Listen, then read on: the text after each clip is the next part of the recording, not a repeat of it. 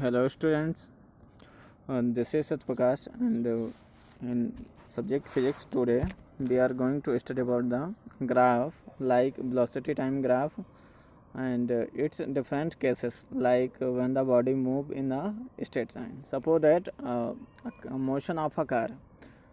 Initially the car is at a rest when the time is 0 and as it starts to move it moves in a straight line. It means straight line means it moves at a constant speed ना. हम ऐसे motion की बात कर रहे हैं जहाँ पर किसी कार या बाइक का जो मोशन है, सपोज दैट एक कार है, सपोज दैट एक कार जा रही है इस तरीके से, उसकी स्पीड जो है वो स्पीड क्या है, वो कांस्टेंट है, v इक्वल टू कांस्टेंट है. कांस्टेंट मीन्स क्या हुआ, उसमें टाइम के साथ no variation. No variation means suppose that ई आपने सपोज कर लिया v equal to 40 kilometre per hour है. अब आपको यहाँ से यहाँ तक जाना है, आप वी ए हो गया, वी ए से बी तक आपको जाना है, तो जो वेलोसिटी है वो पूरे फुल टाइम के लिए 40 किलोमीटर पर आवर ही रही. इट मीन्स यूनिफॉर्म रही, कांस्टेंट रही, उसमें कोई चेंज नहीं हुआ टाइम के साथ. तो इस तरीके का जो मोशन होता है वो होता है एक स्ट्रेट लाइन में मोशन होता है. इट मीन्स वहाँ पर सिर्फ टाइम में इंक्रीज होता है बट उसकी वेलोसिटी में इंक्रीजमेंट नहीं होता है. तो इस तरीके के मोशन का जो हम डिस्क्राइब करेंगे वो वेलोसिटी टाइम ग्राफ से रिप्रेजेंट करते हैं, उसको डिस्क्राइब करते हैं. तो for this suppose that first of all suppose that motion of a car in a straight line is b meter per second. It means 10 meter per second. 10 meter per second है, तो with the help of this we can determine the path of a car and displacement. With the help of this we can find out the displacement of the car. So let us go study about it. First of all, you draw a Cartesian plane like x-axis and y in such a way, and this is the origin. Now plot time on x-axis, time on x-axis, while the distance on y-axis. So initially suppose that at time 1 second, 2 second, 3 second, 4 second, 5 second, इस तरीके से time जो है increase कर रहा है.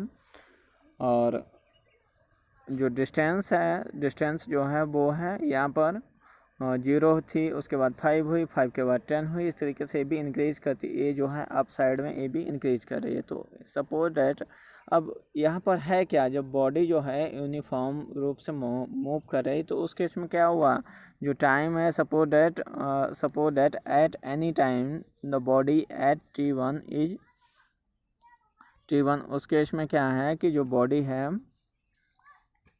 Body कहाँ पे है, t1 पे जो बॉडी है वो इस पॉइंट पे है. आप ए पॉइंट देख रहे हैं, इस पॉइंट पे बॉडी है. तो उस केस में जो वेलोसिटी होगी वो वेलोसिटी क्या आ जाएगी बॉडी की, वो आ जाएगी पूरी ए बी. क्या आ जाएगी, ए बी. वेलोसिटी मीन्स यहाँ से यहाँ तक जो वेलोसिटी है वो क्या होगी इस बीच में, वो होगी A B. It means A B equal to v metre per second. And suppose that next point C, then O C, यहाँ से यहाँ तक, it means it is known as O C equal to क्या हो जाएगा T2 here, O C equal to T2. So in this case and this is T1, this is T2. तो आपको यहाँ पर वेलोसिटी क्या मिलेगी, velocity v equal to C D. तो ये डी पॉइंट है, ये डी पॉइंट हो गया, ये सी पॉइंट हो गया. तो दोनों को जब यहाँ से यहाँ तक की जो वेलोसिटी होगी वो क्या होगी, वो भी मीटर पर सेकेंड होगी. तो सिंस क्या है यहाँ पर A B and C D both are equal. So in this case this shape form like a rectangle. अब यहाँ पर एक क्या शेप, इस तरीके से ऐसे करके एक रेक्टेंगल यहाँ पर फॉर्म बन जा रहा है. तो इस रेक्टेंगल का जो एरिया होगा वो एरिया हमें क्या बताएगा, वो हमें डिस्प्लेसमेंट के बारे में हमको बताएगा. तो लेट अस सी, इसको देख लेते हैं हम. तो यहाँ पर first of all you know that area of a rectangle क्या होता है यहाँ पर बोथ साइड को लेंथ और ब्रेथ को क्या करेंगे, लेंथ और ब्रेथ को उसको मल्टीप्लाई कर देते हैं। तो लेंथ ब्रेथ क्या है, लेंथ बेसिकली क्या आ जाएगी, तब यहाँ पर देखिए एक साइड क्या हो गई, ए बी हो गई, ये तो हॉरिजॉन्टल हो गया, ए बी साइड हो गई ऐसे करके, और जो ए सी होगी, ए हो गया ए बी, और यहाँ पर जो हो गया ए सी, तो ए बी और ए सी हो गया, ए बी और ए सी हो गया। तो इस केस में जो है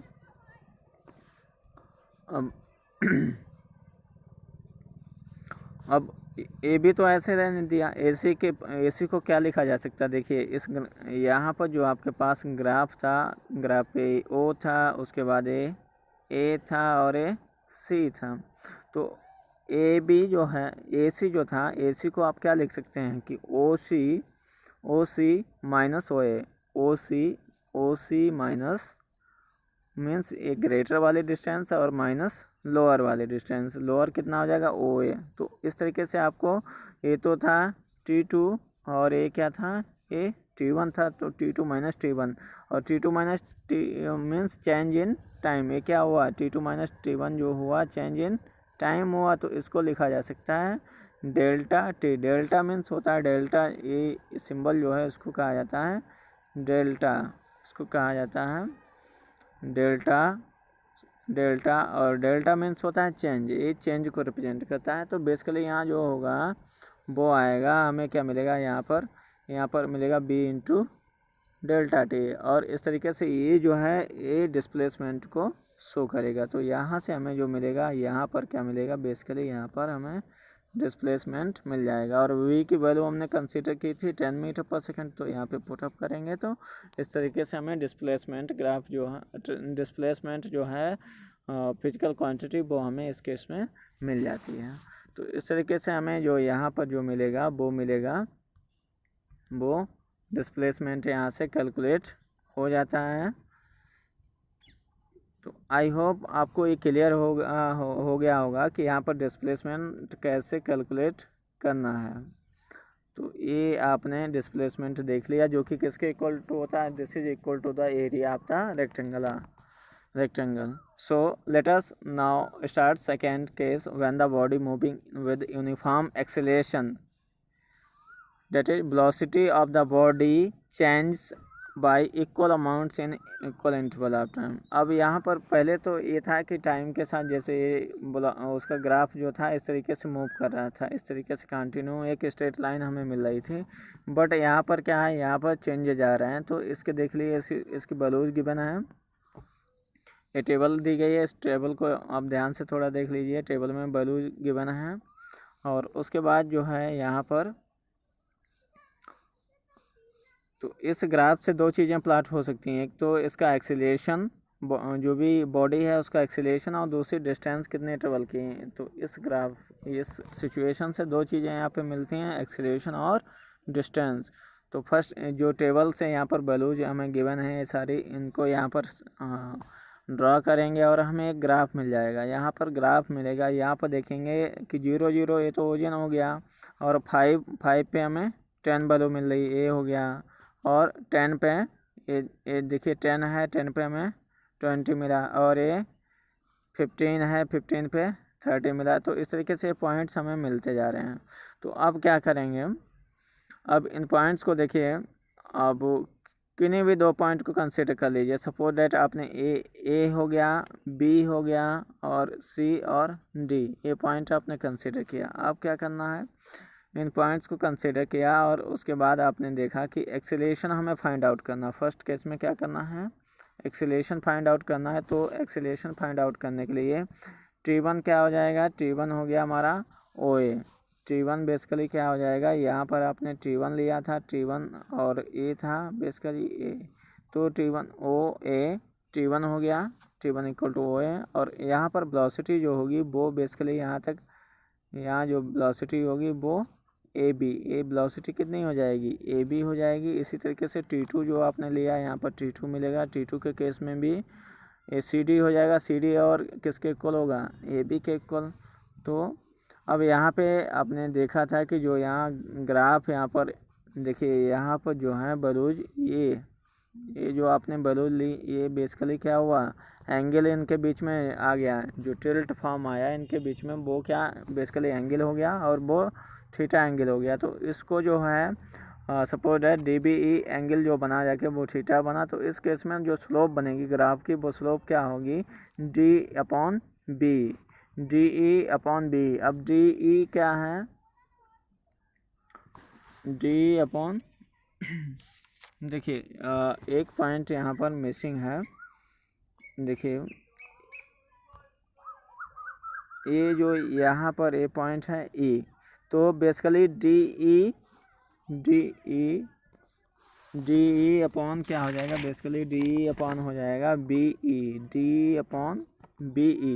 तो D तो ए पॉइंट हो गया और BE जो पॉइंट हो जाएगा ए वाला पॉइंट हो जाएगा। तो इन दोनों का जो रेशियो मिलेगा वो हमें tan थीटा मिलेगा।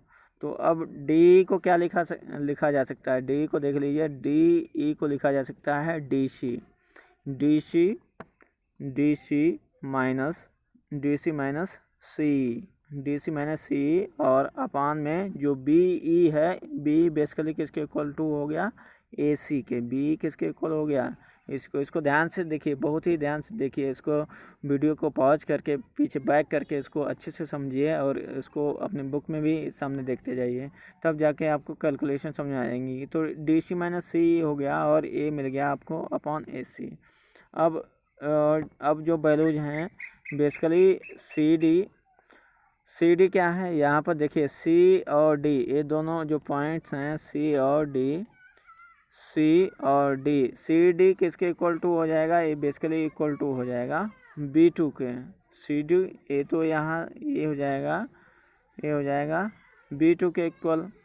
और जो CE जो पॉइंट है, CE ए वाला point, C point equal to हो जाएगा AB। ए किसके इक्वल हो जाएगा, CE इक्वल टू AB। और AB कितना है, AB तो है ए B1। देखिए यहाँ से यहाँ तक का जो आया था ये फुल आया था, वो तो आया था B2 और ये हो गया B1। तो यहाँ पर जो वैल्यूज पुटअप करेंगे तो ये क्या मिलेगा, बेसिकली हमें यहाँ से क्या मिलेगा, बेसिकली यहाँ से हमें मिलेगा B2 माइनस B1 अपॉन अब AC क्या था, बेसिकली AC को क्या लिखा जा सकता है, AC को लिखेंगे आप OC माइनस OA क्या हो जाएगा, basically B2 minus B1 upon T2 minus T1। तो इस तरीके से जो ये निकल के क्वांटिटी आएगी वो क्या निकल के आएगा, वो एक्सीलरेशन काउंट होके आ जाएगा। इस तरीके से जो change in velocity upon change in time होगा वो वेलोसिटी कैलकुलेट होके आ जाएगा। आप यहाँ इसमें देख सकते हैं। तो इस तरीके से आप वेलोसिटी को कैलकुलेट कर सकते हैं। तो आई होप आपको ये क्लियर हुआ होगा। इसी तरीके से आप उसकी डिस्टेंस को भी फाइंड आउट कर सकते हैं। तो डिस्टेंस को फाइंड आउट करने के लिए आपको क्या करना होगा, यहाँ पर एरिया कैलकुलेट करना पड़ेगा। किसका एरिया कैलकुलेट करेंगे, इसके लिए जो एरिया कैलकुलेट करना होगा, एरिया ऑफ रेक्टेंगल और एरिया ऑफ ट्रायंगल। जो यहाँ पर एक रेक्टेंगल बना था इस तरीके से, एक तो हमें एक रेक्टेंगल मिल गया था और उसके ऊपर जो ये ट्रायंगल बना है, ये जो ट्रायंगल बना है, तो इसका भी एरिया फाइंड आउट करेंगे। तो रेक्टेंगल का तो आपने देख लिया था, ए हो गया, ए बी हो गया और ए सी हो गया, ए डी हो गया, ए ई हो गया। तो बेसिकली क्या होगा, ए बी।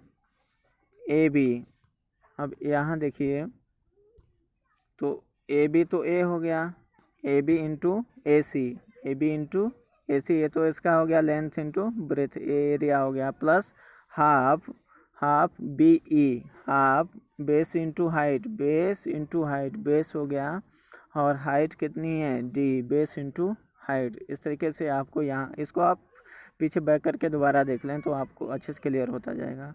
तो अब AC को क्या लिखा जा सकता है, AC को अभी मैंने बताया था, AC को आप लिख सकते हैं। अब देखिए इसके पीछे पॉइंट यहाँ पर O था, इसके पीछे जो पॉइंट है यहाँ पर, वो बेसिकली पॉइंट आपको मिलने वाला है यहाँ पर यहाँ पर ओ पॉइंट था, तो बेसिकली क्या हो जाएगा ओ सी माइनस ओ ए, और ए इधर क्या हो जाएगा, जो डी है डी को क्या लिख सकते हैं आप, C D, C D, C D minus C D full length और माइनस स्मॉल लेंथ, ए हो जाएगा, यहाँ पर आ जाएगा। तो इस तरीके से यहाँ पर जो आपको वैल्यूज मिलेंगी वो क्या कैलकुलेट होके आएंगी, जो वैल्यूज कैलकुलेट के हैं b one t two minus t one यहाँ से मिलेगा, और half t two minus t one और b two minus b one, ये वैल्यूज जो हैं यहाँ से कैलकुलेट होके आएंगे और ये हमें बताएंगे डिस्टेंस के बारे में। तो इस तरीके से हमने देख लिया कि कैसे चीज़ें यहाँ पर कैलकुलेट हो रही हैं। और उसके बाद एक थर्ड केस है when body is moving in a variable acceleration, जब बॉडी का एक्सीलेशन लगातार चेंज हो रहा हो तो उस केस में हर केस उसका जो होगा, सपोज दैट एक पॉइंट आपने पी लिया, दूसरा पॉइंट क्यू लिया, तो एट पॉइंट पी जो एक्सीलेशन होगा वो लेस देन होगा एट पॉइंट क्यू, यानी कि जो थीटा वन जो स्लोप आएगी इस पॉइंट की, जो स्लोप आएगी इस तरीके से वो लेस देन होगी किसके, अब फिगर में भी देख सकते हैं कि इसकी स्लोप जो है ज़्यादा है जबकि इसकी स्लोप वो कम है। तो इस तरीके से ये चीज़ें यहाँ पर कैलकुलेट होके आती हैं। तो आई होप आपको समझ में आया होगा, तो चीज़ों को पढ़ें, अच्छे से समझें। Thank you very much for listening.